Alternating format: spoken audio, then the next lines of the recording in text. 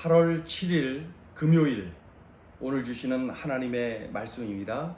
로마서 8장 1절부터 11절까지 말씀입니다. 제가 봉독을 해드리겠습니다. 그러므로 이제 그리스도 예수 안에 있는 자에게는 결코 정죄함이 없나니 이는 그리스도 예수 안에 있는 생명의 성령의 법이 죄와 사망의 법에서 너를 해방하였음이라.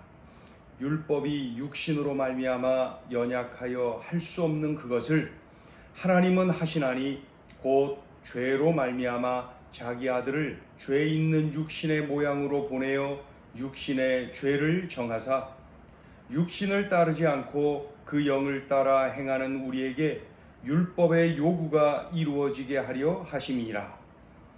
육신을 따르는 자는 육신의 일을, 영을 따르는 자는 영의 일을 생각하나니 육신의 생각은 사망이요 영의 생각은 생명과 평안이니라. 육신의 생각은 하나님과 원수가 되나니 이는 하나님의 법에 굴복하지 아니할 뿐 아니라 할 수도 없음이라. 육신에 있는 자들은 하나님을 기쁘시게 할 수 없느니라. 만일 너희 속에 하나님의 영이 거하시면 너희가 육신에 있지 아니하고 영에 있나니 누구든지 그리스도의 영이 없으면 그리스도의 사람이 아니라. 또 그리스도께서 너희 안에 계시면 몸은 죄로 말미암아 죽은 것이나 영은 의로 말미암아 살아있는 것이니라. 예수를 죽은 자 가운데서 살리신 이의 영이 너희 안에 거하시면 그리스도 예수를 죽은 자 가운데서 살리신 이가 너희 안에 거하시는 그의 영으로 말미암아 너희 죽을 몸도 살리시리라. 아멘. 율법은 깨닫게 합니다. 무엇을요? 죄가 무엇인가? 무엇이 죄인가를 깨닫게 하죠. 동시에 내가 죄인임을 깨닫게 합니다. 그러나 이 율법은 그 죄를 씻어주지는 못합니다. 그저 죄를 깨닫게만 할 뿐이죠. 그리고 이 율법은 죄의 삭시 사망이라는 것을 강조하지 않습니까? 그러니 이 율법은 죄와 사망의 법입니다. 율법을 지킬 능력이 없는 인간은 원죄와 자범죄로 사망 선고를 받았어요. 그러니 죄책감에 눌려 사망을 기다릴 뿐입니다.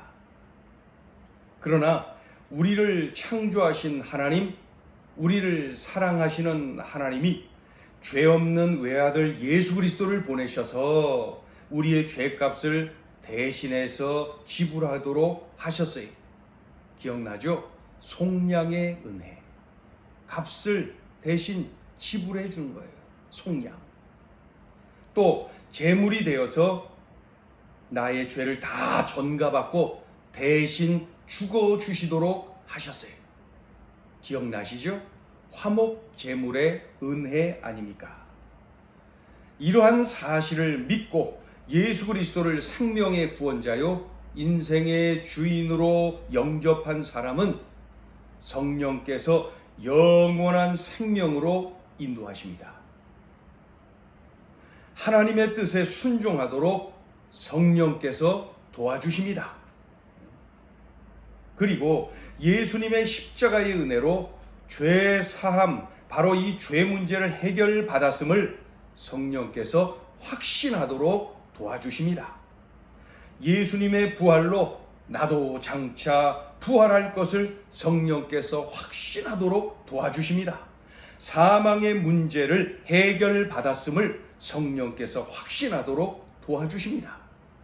그러니 죄와 사망의 법 아래에 있던 우리가 생명의 성령의 법으로 이러한 은총을 누리게 된 것이죠.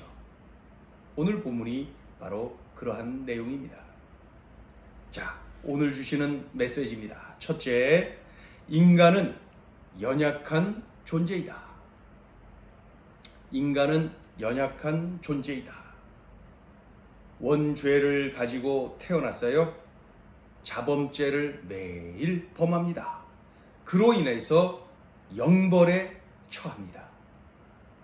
나의 양심을 통하여서 또 율법, 이 하나님의 말씀을 통하여서 내가 죄인이라는 사실을 깨닫고 또 바르게 살려고 애를 써보지만 변함없이 그저 죄인입니다.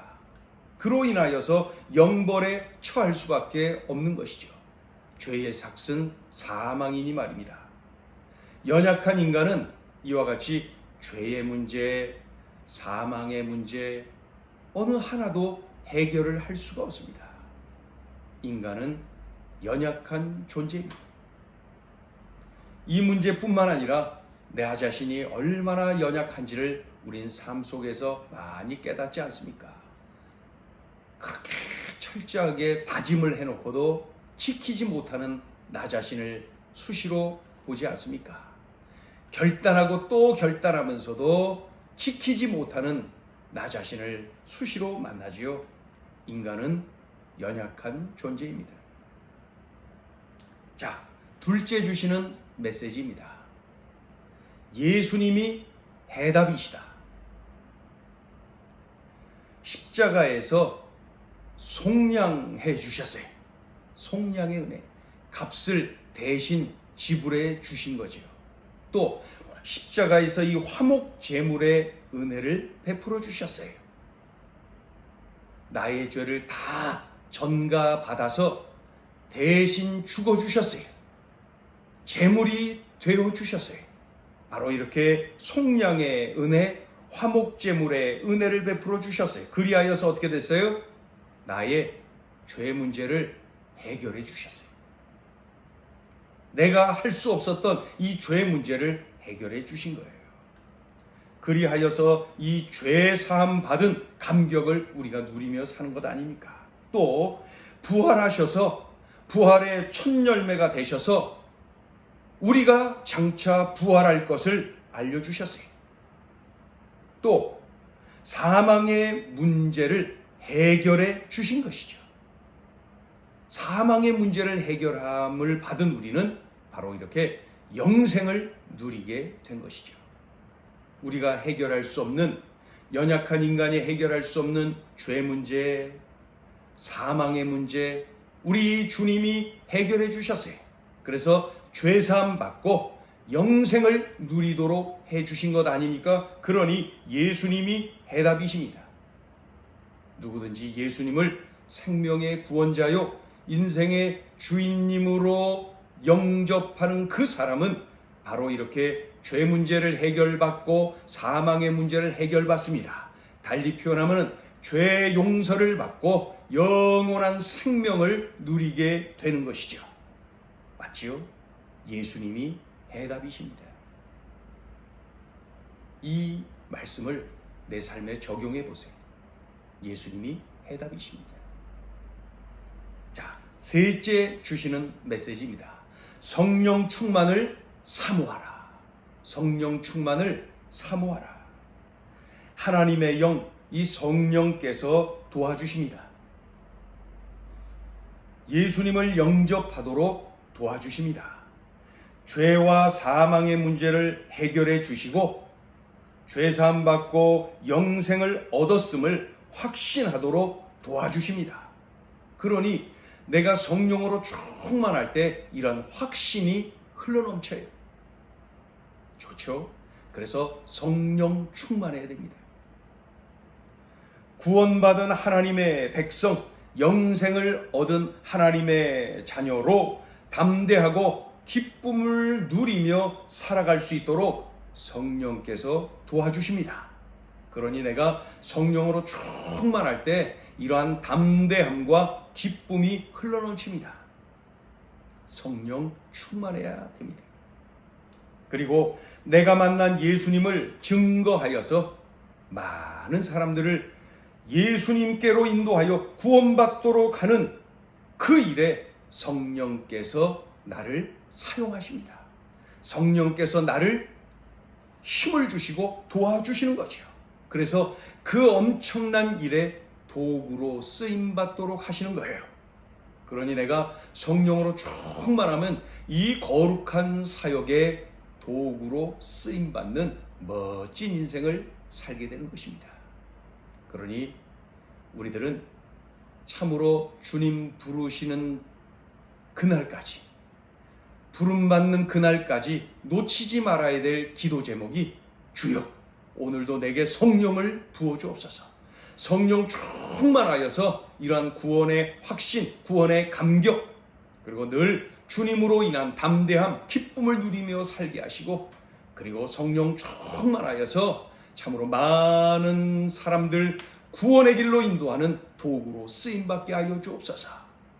이 모든 것들 연약한 나의 능으로, 힘으로, 경험으로, 지식으로 안 됩니다. 오직 하나님의 영, 성령으로 가능합니다.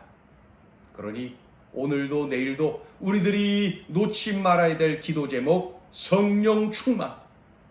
주여 성령 충만케 하여 주옵소서. 이 모든 일 내 힘으로 내 능으로 안 됩니다. 성령의 권능으로 됩니다. 성령 충만케 하옵소서. 오늘도 이러한 성령으로 충만한 우리들이 되면 좋겠어요. 오늘도 성령으로 충만하여서 구원의 감격 속에, 그리고 구원받은 백성답게 담대하고 기쁨이 넘치도록, 그리고 거룩한 주님의 사역에 쓰임받는 도구가 되도록 오늘도 성령으로 충만하시길, 성령의 지배를 받으신 능력의 날이 되기를 주의 이름으로 축원합니다. 기도하겠습니다. 하나님 아버지, 연약하디 연약한 존재인지라 죽음의 문제, 그리고 이러한 죄의 문제, 어떤 것 하나도 해결할 수 없는 연약한 존재입니다. 영벌에 처할 수밖에 없는 죄인입니다. 그러한 우리를 참으로 구원하기 위하여 예수님을 보내주시고 속량의 은혜, 화목 제물의 은혜를 누리게 도와주셨습니다. 그리고 내게 성령을 부어주셔서 이러한 감격을 누리며 또 담대함과 기쁨을 누리며 또한 주님 거룩한 사역의 도구로 사용하여 주시니 감사합니다. 주여 원하옵기는 오늘도 성령으로 충만하여서 주님 거룩한 일에 쓰임받는 도구가 되게 하여 주시옵시고, 구원받은 감격이 흘러넘치는 능력의 날, 감격의 날 되게 하여 주시옵소서. 예수님의 이름으로 기도 올리옵나이다. 아멘.